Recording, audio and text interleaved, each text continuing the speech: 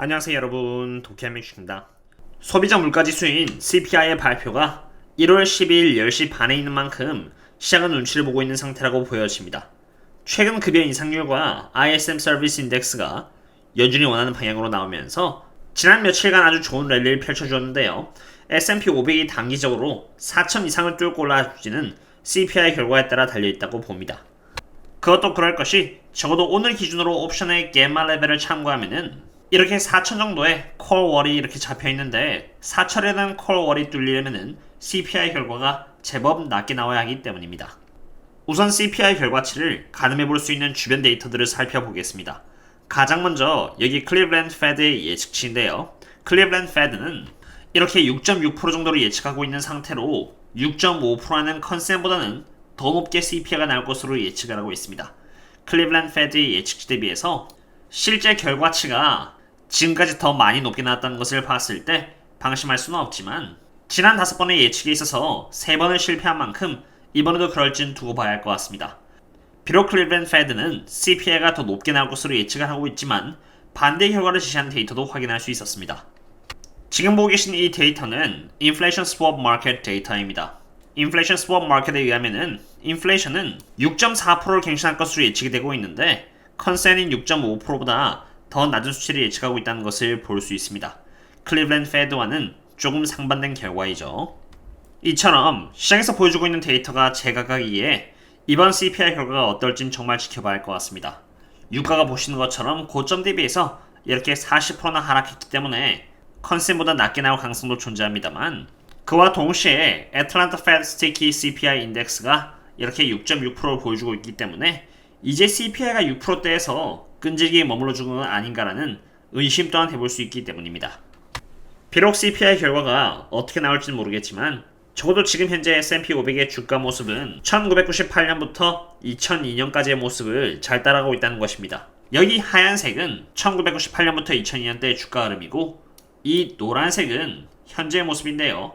과거 1998년 때 Asian Currency Crisis라고 해서 아시아 금융위기가 터졌고 이로 인해 S&P 500이 다음번에 고점 대비해서 20% 이상 하락했습니다. 코로나 때와 일치하는 모습이죠. 그리고 그 뒤에 쉬지 않고 이렇게 반등을 이어나가다가 하얀색 기준으로 이렇게 싼 고점을 갱신하고 나서는 닷컴 버블이 터지기 시작하면서 그대로 하락하기 시작했죠. 지금 현재는 딱 싼 고점의 중간점을 시작으로 해서 하락하기 시작했고요. 지금은 딱 이 위치에 머물러 있는데 오늘날 기준으로 주가가 하락하게 되는 것은 인플레이션이 강해서라기보다는 이제 앞으로 주가가 하락하게 될 시나리오는 인플레이션이 강해서라기보다는 오히려 인플레이션이 사그라들고 그에 따라 많은 기업들의 실적 가이던스가 하향 조정이 되고 밸류에이션의 멀티플 컴프레션이 일어나면서 주가가 그에 맞춰서 조정을 가파르게 받다 보니 S&P 500도 이와 같은 패턴으로 하락하는 모습을 보게 될 가능성이 있다는 것입니다. 실제로 그러한 모습은 2000년 닷컴 버블 때도 마찬가지였습니다. 경기 침체가 이미 자리 잡은 줄 모르고 기업의 실적이 줄줄이 하향 조정이 되면서 주가가 하락하게 되고 연준은 금리를 올려놓은 상태에서 늦게 대응을 하다 보니 주가는 더 내려가고 이미 경기 침체가 다 지나간 뒤에 정부가 경기 침체가 왔다라고 선언을 하였고 그 과정에서 연준이 그제서야 금리를 낮추기 시작하자 주가가 오르기 시작한 것입니다. 참고로 저는 멤버십 분들 대상으로 텔레그램을 운영하고 있습니다. 저는 10여 개 이상의 곳에서 유료 데이터를 받아서 분석을 드리고 있는 만큼 일반적으로 볼 수 없는 데이터들을 분석하여 멤버십 분들께 공유를 드리고 있습니다. 그리고 그 데이터에 대한 제 의견과 앞으로의 전략 또한 자유롭게 전달드리고 있는데요. 보시다시피 10월 26일 날 시작으로 해서 그 누구도 관심을 갖고 있지 않았던 보잉을 대상으로 분석을 드렸고 10월 26일 날 기준으로 해서 지금까지 S&P 500이 단 1.59% 증가하는 동안에 보잉은 60%의 수익률을 갱신하는 등 엄청난 상승률을 보여주었습니다.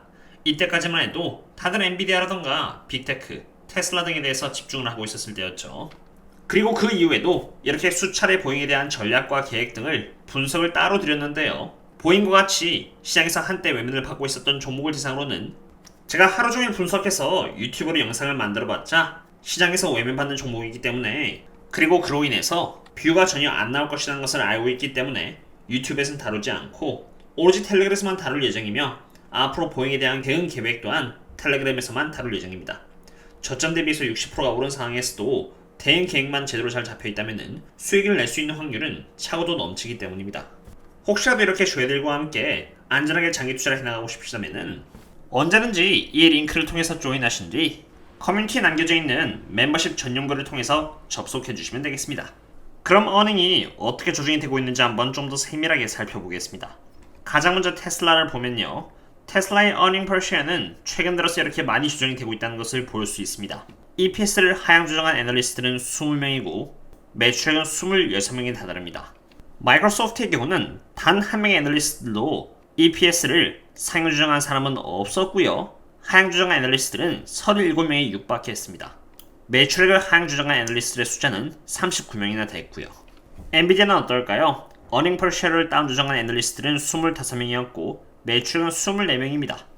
이처럼 많은 기업들의 미래 가이던스가 하향 조정이 되고 있는 상태입니다. 그럼 반대로 제가 2011년 12월 때부터 투자를 해왔던 에너지 섹터의 에너지 트랜스퍼는 어떨까요? 보시면은 가이던스가 굉장히 잘 잡히고 있는 상태입니다. earning per share를 상향 조정한 애널리스트들은 1명이고 다운 조정한 애널리스트들은 없습니다. 매출액은 5명이 업시켜 주었고요. 다운 조정을 시킨 애널리스트는 4명이 다였습니다. 최근에 정치적인 이슈로 폭락을 해서 제가 투자를 시작한 페트로브라스는 어떨까요?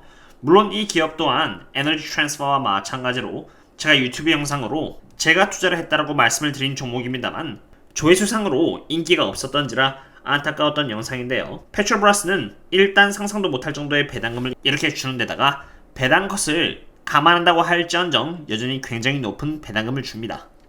거기다가 이 기업의 Price of Free Cash Flow의 멀티플은 1.11대로 엑소모빌이나 쉐브론과 같은 메이저 정유사 대비해서는 말도 안 되게 저평가이기에 오히려 EPS와 매출액의 가이던스는 하향 조정이 된다기보다는 상향 조정이 되고 있습니다. 이미 과거에 정치적인 단점으로 인해서 가이던스가 과하게 낮춰진 것이었죠.